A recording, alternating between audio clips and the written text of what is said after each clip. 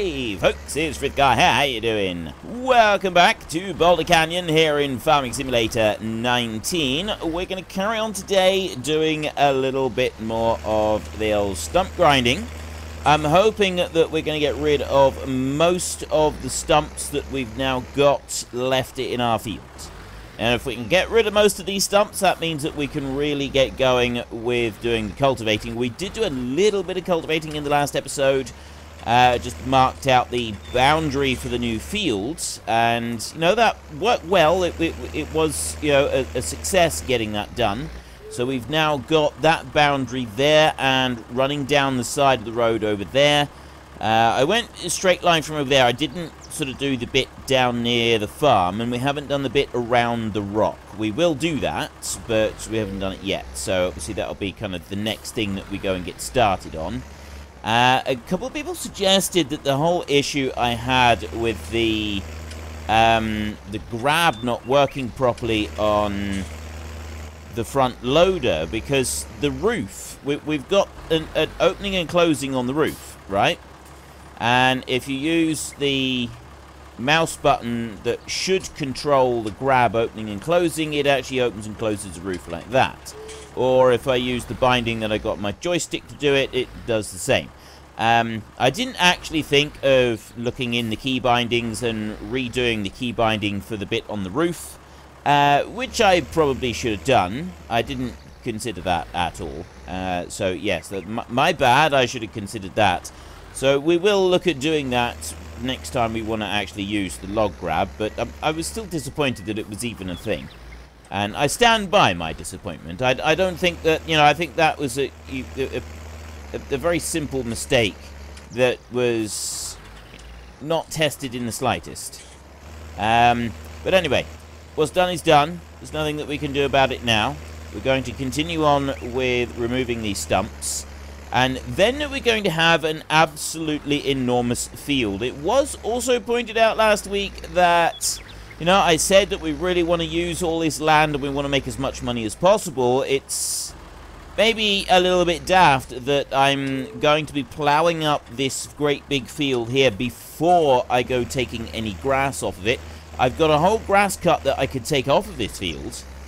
My argument against that is, one, that it's a very time-consuming process for me to go and do that with the one mower that we've got. We won't be able to use any hired assistants to do that job, which means it's going to be rather tedious, not just for me, but for you to watch as well. And also, it's the basic meadow grass. There's no fertilizer, there's no extras, so the yield off the field is not going to be very good.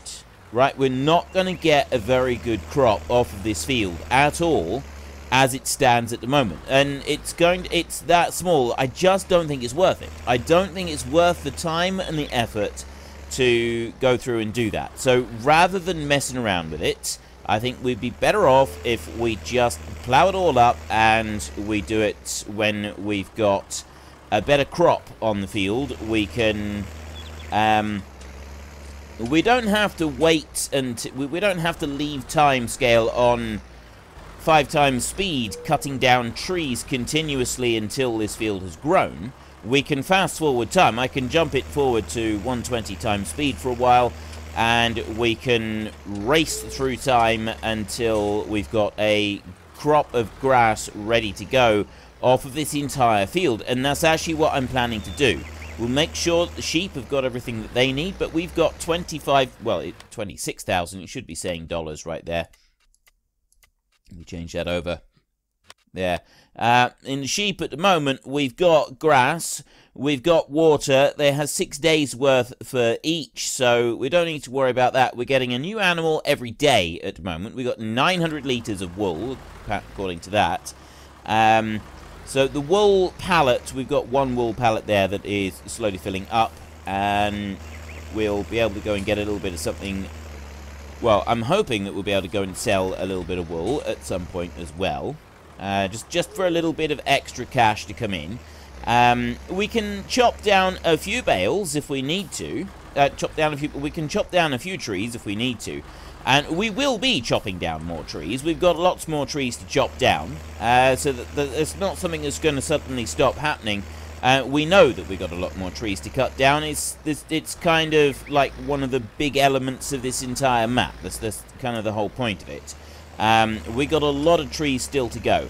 But we're not going to be focusing quite so much on exclusively trees anymore. Now that we've got these 2 fields, we want to get this one here. Well, we need to get this field made first. We've got to get going with the cultivator. That's going to take quite a while to cultivate this field up. And then we've got to get the seed drill going. And we'll be able to do that with the hired help, though. That's one great thing, is that we will be able to do that with the hired help. While the hired help is doing that, we will probably chop down a few more trees and get those sorted and sold. We're going to start working our way up the side of the road, and we're going to do a long strip field up through there. I am also wondering about doing a little bit the other side of the sheep as well. If we go down over the other side of the sheep and we do some there, we could start opening up a little bit of land ready for some more animals. And it could either be another sheep pen, because remember, the long-term aim is to have a large sheep pen and not a small sheep pen. And we've only got a small sheep pen at the moment. So once we've sort of filled this one up with sheep and we've got a large sheep, you know, once this one's completely full, we'll have plenty of sheep that we can sell some sheep to make some money. We'll also be getting loads of wool from them as well, which is great. But the other thing that we're going to be wanting from them is we're going to need to move them. If we get a bigger sheep pen, we're not going to want to sell all the sheep and then buy some back, because that's, you know, it's a loss maker. But what we can do is we can go and get an animal trailer, and we can load the sheep up from our current sheep pen, and we can physically move the sheep to the big sheep pen, and we can put them all in there, and then we can sell the small sheep pen, and in its place we could put some chickens. Although well, I say we could because there's enough room there to put a chicken pen. The thing that's going to stop us at the moment is the fact that we don't have any arable crops for growing chickens, and you know, that's fine. We'll be waiting for those. We will be moving on to those. We know that we're going to be moving on to those at some point. But I'm also thinking that if we were to have a large sheep pen, we could keep the small sheep pen, move some of them over, or even move most of them over to kind of seed the larger sheep pen, so that one starts growing, and then we could move them all over, so the population of sheep continues to grow, and then when the large sheep pen gets near full, we can start putting them back into the small sheep pen, and just keep ferrying them between the two, and that way we'll fill both of them up, and we'll have a really good supply of wool coming in. I think this would, I think it will work out fairly well. I think we could make a nice bit of money out of this. We get a nice bit of money out of the wool. And it also means that we're not in a desperate, tearing hurry to get the arable going. If we don't necessarily, if we really don't want to. Right, I'm looking around. I don't see any more tree stumps at the moment. I'm looking very carefully. I'm going to zoom out like this because it might make it a little bit easier to see. I'm looking around like that. I don't see anything. I don't see any more tree stumps. Very carefully looking around. I don't see any at all. Right. Well, we'll go and put this one down over here. And we'll go back and we'll get the cultivator. So we've done this bit already. We're cooking on gas today. We're making some serious progress. Right, we'll drop you right there, because we could very well want to come back and get you again. So we'll leave you there. I'm not going to worry about the fertilizer for a minute, because I want to get this field done, and then we can fertilize all of it together. I know that this field down here, the grass is actually growing pretty quick on that. We'll end up... I'm not quite sure what we'll end up doing, but we may take like a part cut off of the field, cut this small bit, and then Wait for that to catch up on the rest. I'm not entirely sure. I'm not quite sure what we're going to do. What I am going to do right now is I'm going to mark an area around here. We want to allow create fields like that. I want to lower that in, and I don't really want to get any closer than that. That may even be a little bit too close right there. I want to keep it out a little bit from the rock, because getting too close is just going to ask for trouble. When we're trying to turn, it's just going to cause problems. Right, if I go like that, that's plenty close enough. We don't need to be right up tight to it. There. I think that's going to be fine. I'll go out round now. We'll do a second round out round the outside of it. Like this. I know you wouldn't really be wanting to turn with this thing. Well, it's in the ground at least, but we'll be alright. So, yeah, I think this is going to work out okay. We'll do it like that, and then when we come to doing the mowing, we've got enough room just to at least make a little bit of a line around the edge of it. Keep going along like this. Maybe just pull that up a little bit tighter just there on that lower side. Keep going up round there. And we'll go and mark out the edge in a minute, just around the edge of our circle there, around the main yard, and then up beside the workers' housing. Our own housing, I'm still kind of torn between getting the Ponzi Scorpion first or getting our own upgraded house first. You know, the trailer, there's a trailer that we were going to get. It's like the static caravan. We'll possibly get that one. Well, we will get that one before we go for the full extravagance of a farmhouse. But it's whether I get it before I go getting the Ponzi Scorpion. I'm thinking I probably will, because a lot of you are saying that you do want me to go and get it. But it's whether you think it's a bit more important getting that one than getting the Ponzi Scorpion. And you know, obviously the Scorpion is quite an important addition to our fleet. We are going to need it. I think I can bring that over just a little bit tighter, just on that bottom edge of that rock there. Doesn't need to be a huge amount, but a little bit is not going to hurt. And then we'll go up through here. I know I'm overlapping quite a bit into the existing fields. Quite frankly, I don't care. I would rather overlap a bit than have a slight gap there. It'd be better one than the other, I think. Better to be having a slight overlap than a slight gap. And same applies down here. So if I put that one there, know you in. Yeah, like that. Right. I want this to be on the very edge of the yard now. But not all the way across. I only want to bring that sort of to about there, I think. I don't want to go right up to the edge of that hut because of how steep the ground gets right there. So I'd rather just sort of bring it to about this point, and then we'll go straight up from here. So I'll back that one back a little bit. Bit more, bit more, bit more. I think about there. Like that. There. Right, and now we go straight up from here. And then I'll start to bring it across a little bit like that. Just to meet up with that corner right there. That's going to be our edge. Right there, like that. Okay, so we've now got the entire field. We've marked out the complete edge of the fields. I'll go back this side. I'm going to do this end here a couple of times now, just to make sure that it's properly established. And yes, it is a shame that we cannot have a bigger cultivator. This is going to be a time-consuming process. I think it'll be alright. I think we will be alright with this, but it would be nice if we could afford a bigger cultivator. I mean, we can. We could go right now and we could get a bigger cultivator, but that money that's spent on a bigger cultivator is money that we then can't go and spend on something else. And this is a one-off job. Once this job is done, we're not going to need to do it again. So it's not really worth forking out on a new cultivator. I know people that have done this. right? Not with forested land, but with open moorland that they've converted into more productive grassland. And, you know, they had this huge...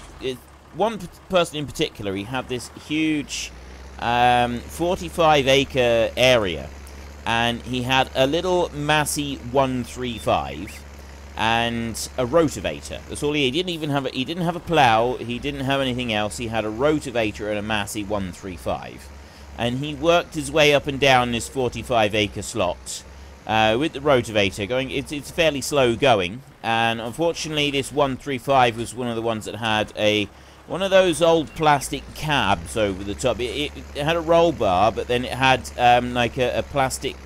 Well, what they had was a metal roof, or a fiberglass roof, I think it was, and then plastic windows on the sides as protection against the rain. And where he lived, you know, this is something that was quite important, especially as that tractor was used nearly every single day at the time.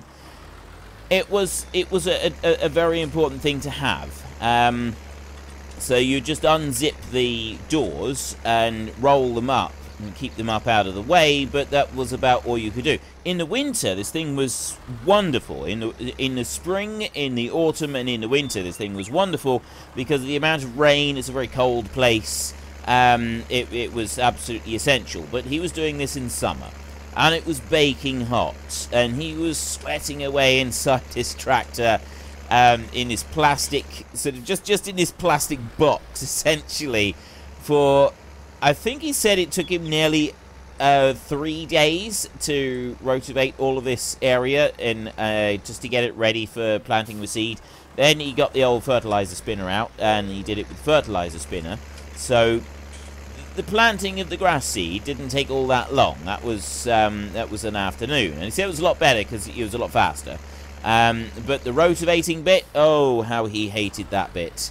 And he was never much of one for being a tractor driver anyway, but he said after that, you know, people talked to him about being a tractor driver, and he's like, no, that's not an aspect of farming that I'm particularly interested in. And that was his experience with long-term tractor driving, was a 135 with a plastic cab driving in a really, really hot summer, slowly rotivating up this 45-acre field.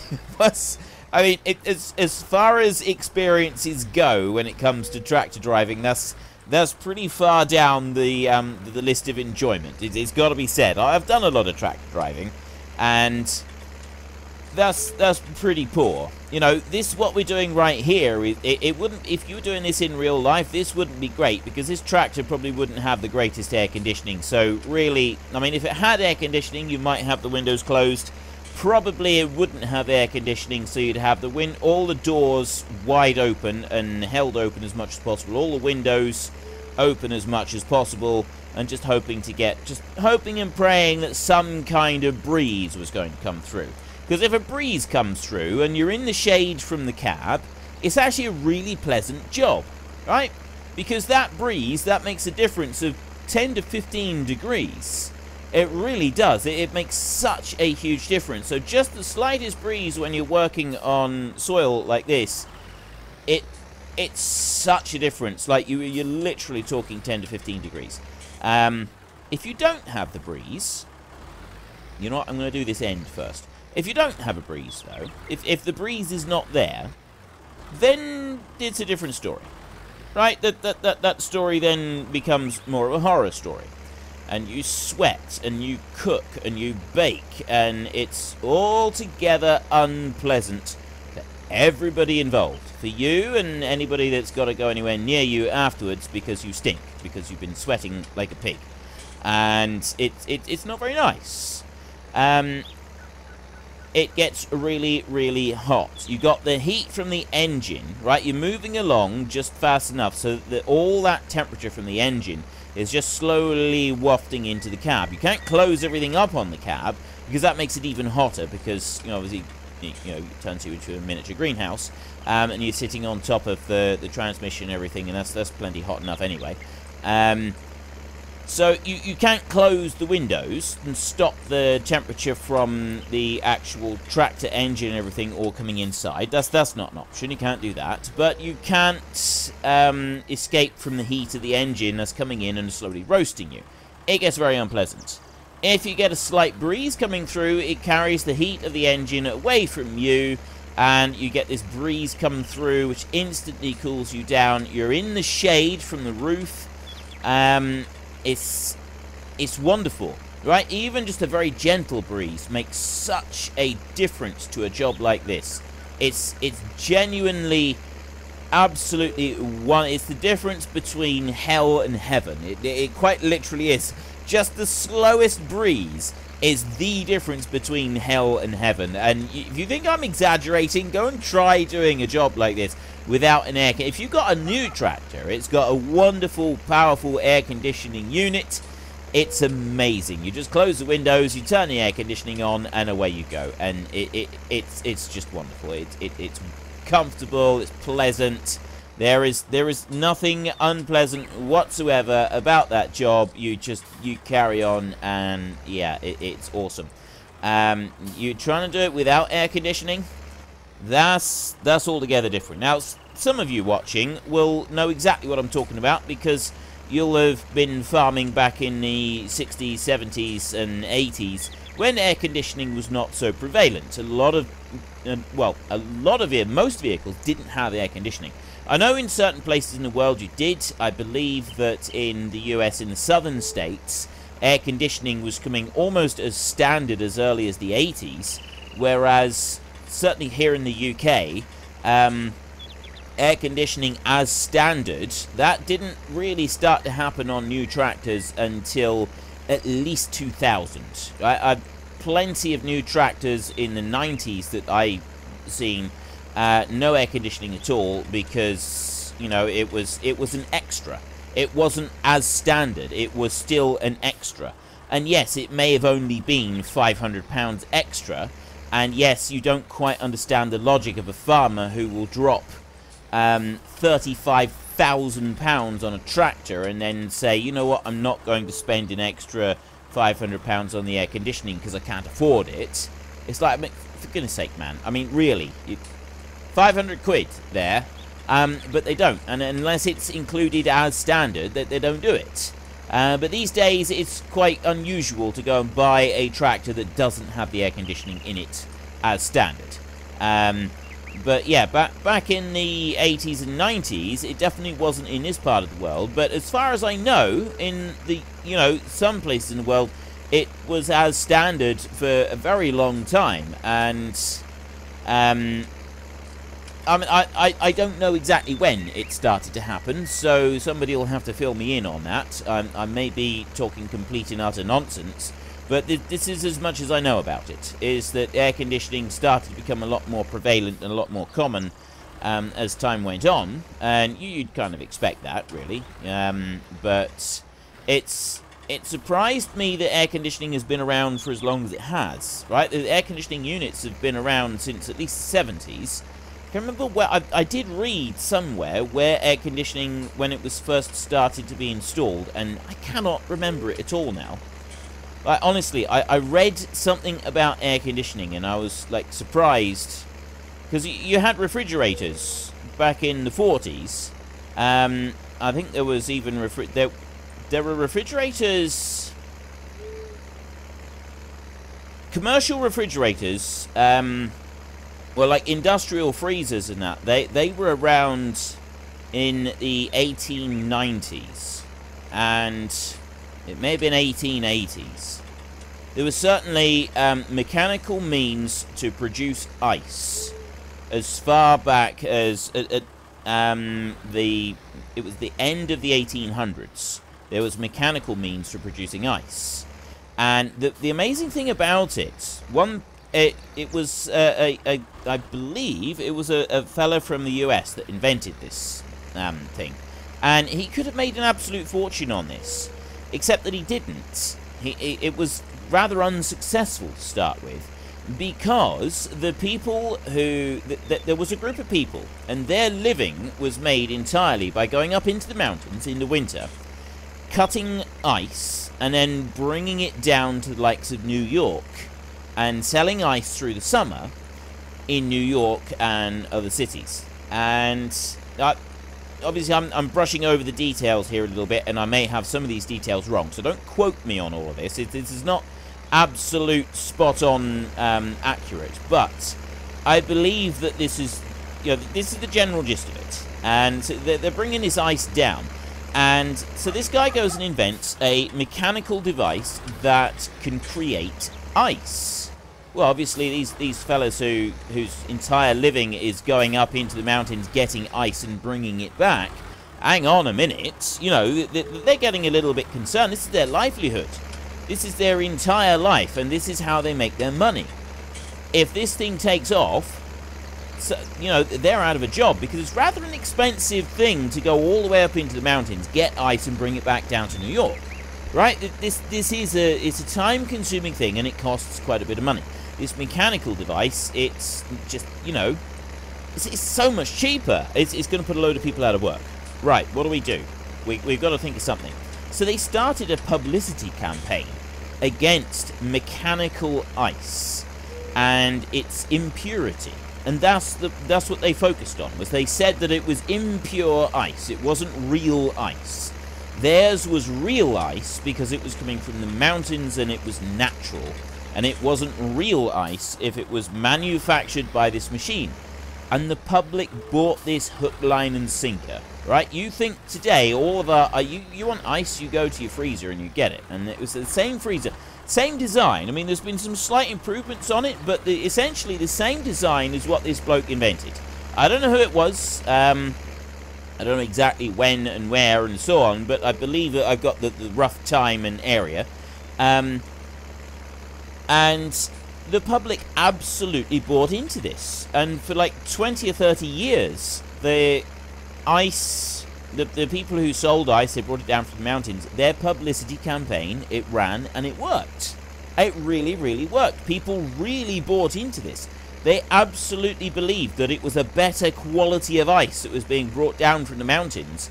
And it had, as far as I know, when I say better quality, I mean nutritional benefits to the ice that was coming from the mountains compared to the nutritional benefits of the machine-made ice. Well, slowly, obviously, the cost benefits of the machine-made ice began to outweigh the ice that was brought from the mountain, and eventually the machine-made ice did take over. And so then, the machines started to be more mass-produced.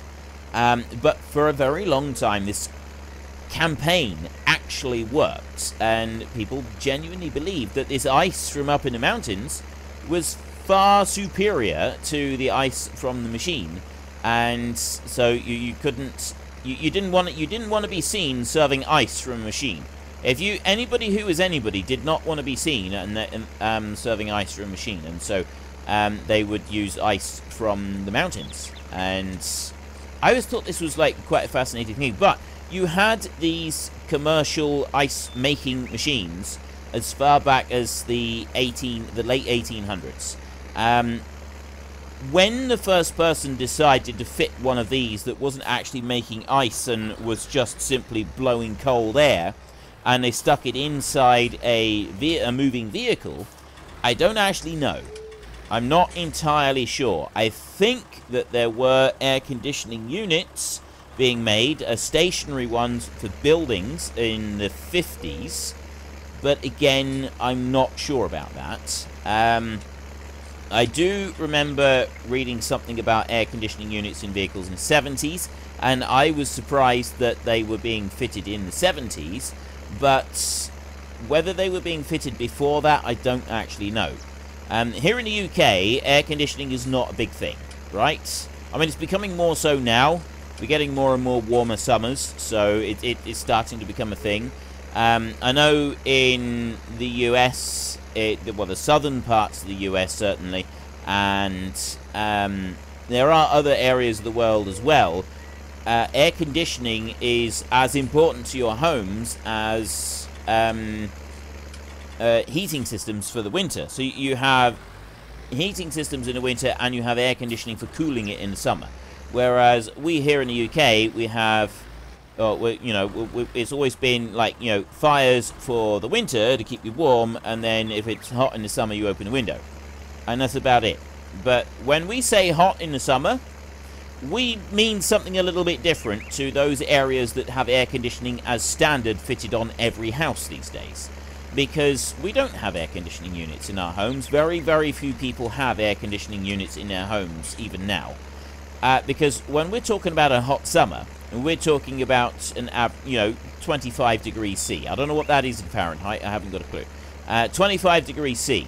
I know that in the southern US, you're talking about, certainly Australia. This for us, this winter gone, in Australia, the summer just gone, you were regularly going above 40 degrees C for the summer for your heat wave, and to me that is just insane. That is pure insanity. We've had some real absolute scorching belters here in the UK. Anything above 30 degrees is like mind-meltingly hot, and you're talking about 10 degrees more than that over in Australia. And I know that in the southern half of the... I don't know so much about the northern parts of the US. I think you do get fairly hot there as well, though, don't you? Because weather patterns that you have, it means that your warm air is drawn up from the south, and it gets pretty hot.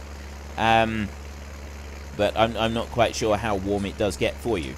So we're looking at, over here in the UK, 25 degrees C, and you're looking at there a good 10 degrees warmer being an average day. 35 degrees is fairly normal, and you're looking at 40 degrees plus is not being out of the ordinary. Whereas here in the UK, I think the absolute hottest temperature ever recorded anywhere in the UK is...